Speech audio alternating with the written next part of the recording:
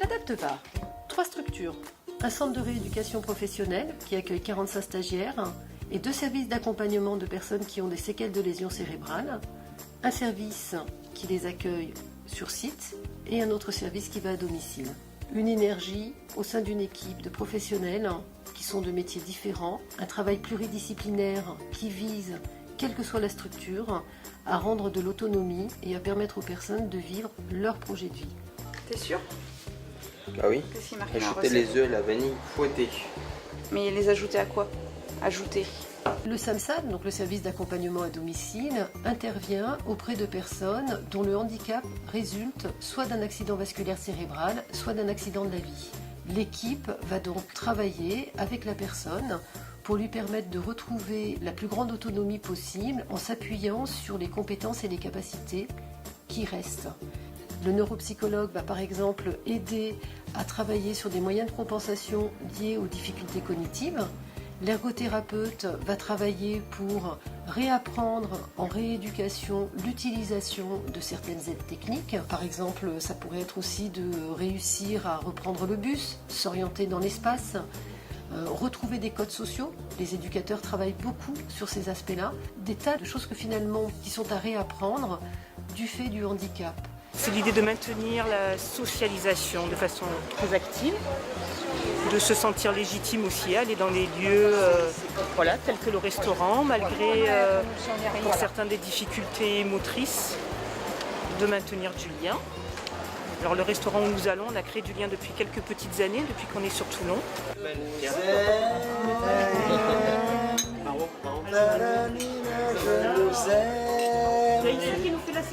Donc c'est vrai qu'on a un accueil privilégié, mais malgré tout, ils jouent aussi le jeu de...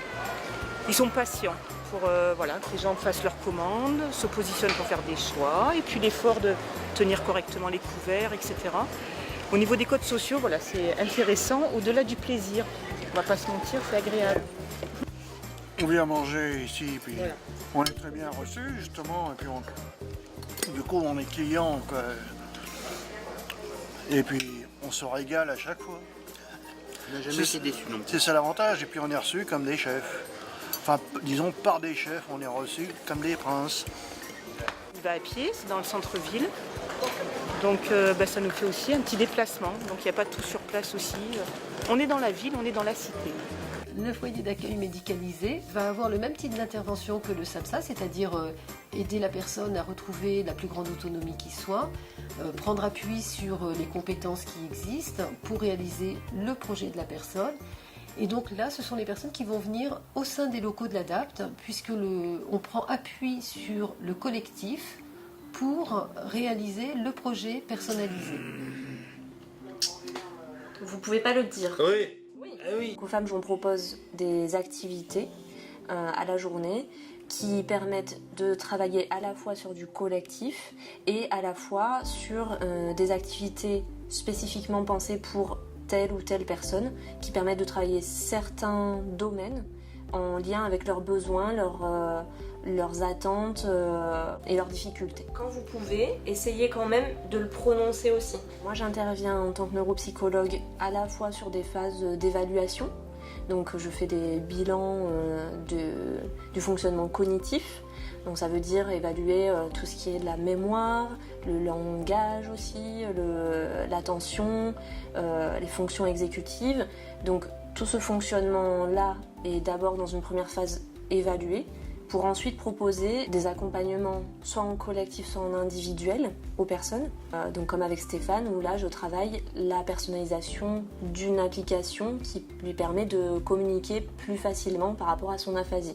L'idée, c'est que ces progrès-là qu'ils peuvent faire puissent être généralisés à l'extérieur, à leur vie quotidienne. C'est toujours ça qu'on vise. Acupuncture. Ouais. Tu es sur ta démarche de vous la première fois, et par rapport peut-être au médecin qu'on avait parlé, le médecin acupuncteur. Oui. Donc si je reprends l'exemple de Stéphane, l'idée, c'est pas qu'il communique mieux avec nous. À la limite, ça c'est pas l'important. L'idée, c'est qu'il puisse mieux communiquer avec sa famille, avec ses amis, avec des commerçants, ou voilà. Que son aphasie soit pas un frein à sa communication dans son quotidien.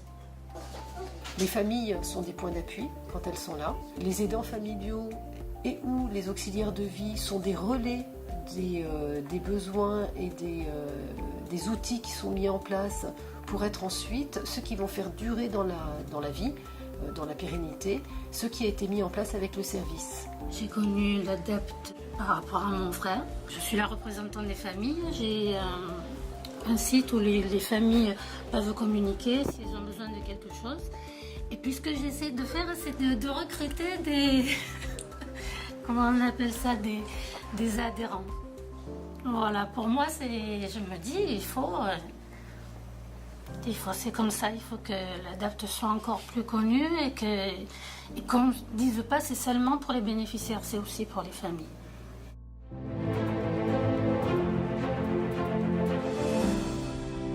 Donc à vérifier sur quand vous négociez, voilà. Dans la négociation, on est dans la négociation d'un passage d'employé à un passage de cadre. Le centre de rééducation professionnelle a pour objectif de viser l'insertion professionnelle. Les formations qui sont proposées sont donc un tremplin pour accéder à l'emploi. La rééducation professionnelle a pour objectif de à la fois permettre à une personne de travailler son projet professionnel et ou d'acquérir de nouvelles compétences pour envisager un futur métier. Les personnes qui viennent au centre de rééducation professionnelle ont pour la plupart exercé un métier qu'elles ne peuvent plus exercer du fait du handicap, que ce soit une maladie professionnelle, une maladie invalidante, un accident de la vie, quelle qu'en soit l'origine, le métier exercé ne peut plus l'être. Donc au niveau du centre de rééducation professionnelle, on va travailler sur de la remobilisation sociale et professionnelle quand les personnes n'ont pas travaillé depuis très longtemps. On va travailler sur de l'élaboration de projets professionnels quand les personnes doivent changer de projet. Et on va proposer des formations qualifiantes. Tous les professionnels travaillent en synergie les uns avec les autres. Pour ce qui est des qualifiants, on est surtout sur des formations du tertiaire, secrétaire assistante, comptable et commerciaux. Et sinon, on a 3 dispositifs en amont, remobilisation sociale et professionnelle, élaboration de projets professionnels et remise à niveau. Alors, allez-y, ramifier, prospection physique. Je faisais de l'athlétisme et du sport. Et j'ai un ami qui faisait de l'athlétisme avec moi, il m'a parlé de l'ADEPT-VA. Comme je me cherchais à me reconvertir professionnellement, j'ai pris contact avec eux. J'ai fait un EPP, élaboration d'un projet professionnel, pendant 3 mois. J'ai fait un stage à Castorama en vente cuisine. Ils devaient me prendre en CDI, mais comme les locaux n'étaient pas équipés, ils ne m'ont pas pris en CDI. Madame Aboudaram a parlé de faire une formation de commercial. Ça m'a vachement intéressé parce que la vente, je ne connaissais pas du tout, je viens du milieu du bâtiment. Mais ça m'a plu, je suis découvert vendeur par rapport à Castorama. Du coup, j'ai fait une remise à niveau, bac, toujours à l'ADEPT-VA. Les formateurs, ils sont à l'écoute, ils sont au top, quoi. Ils sont vraiment encadrés, dès qu'on a un souci, on va les voir, ils font tout pour le régler de suite. Franchement, le cadre, il est super bien. Là, on est sur directement s'organiser et planifier l'activité. Le but de la formation, c'est décrocher un CDI, d'avoir le diplôme et décrocher un CDI à la fin. Pour l'instant, j'y suis presque. On a une particularité, toutes les formations qualifiantes sont proposées en alternance, pour 2 raisons. On a fait le constat que pour une personne qui a par exemple 25 ans d'un métier exercé, admettons dans le bâtiment, si elle a l'occasion de faire 2 expériences en alternance dans 2 environnements professionnels, sur son curriculum vitae, elle va valoriser 27 ans dans le bâtiment, plus 2 expériences dans le nouveau métier. Une semaine ici, une semaine dans l'entreprise, on fait partie carrément de l'entreprise. Le premier stage, il dure 3 mois à peu près, et on est vraiment intégré avec l'équipe. Et c'est plus facile pour trouver un emploi. On s'est aperçu également que pour les entreprises, accueillir un stagiaire dans le cadre d'une alternance, c'est prendre le temps de découvrir les compétences de la personne, et quand il y a un besoin de recrutement, c'est de recruter la personne qu'on a formée en lien avec les propres besoins de l'entreprise. Donc l'alternance est vraiment un dispositif gagnant-gagnant pour l'entreprise comme pour le stagiaire. Olivier, pâté national, la promotion qu'on avait. J'ai été embauchée suite au stage que j'ai fait par rapport à l'ADEPT, le centre de formation dans lequel j'ai suivi ma reconversion professionnelle en tant que secrétaire assistante. L'alternance a été importante dans le sens où quand on devient travailleur handicapé, on a un grand manque de confiance en nous parce qu'on ne se sent pas accepté comme les autres et on a beaucoup de freins à l'emploi.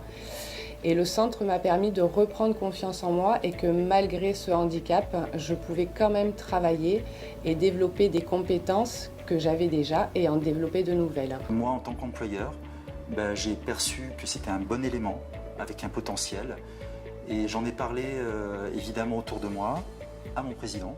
Et on a eu une petite réflexion en interne. Est-ce qu'on lui faisait une proposition, on va dire, dès début septembre, ou est-ce que, entre guillemets, on lui proposait de continuer son diplôme, de terminer sa formation professionnelle auprès de l'ADAPT. Et en fait, elle a eu le choix, quelque part. Et le choix a été trouvé aussi avec les encadrants de l'ADAPT qui ont fait cette proposition-là. On recrute donc Audrey le 1er septembre, donc dans quelques jours. On est ravis de l'accueillir et elle va continuer quand même en candidat libre son diplôme. Donc la solution a été toute trouvée et on est ravis pour elle, vraiment ravis.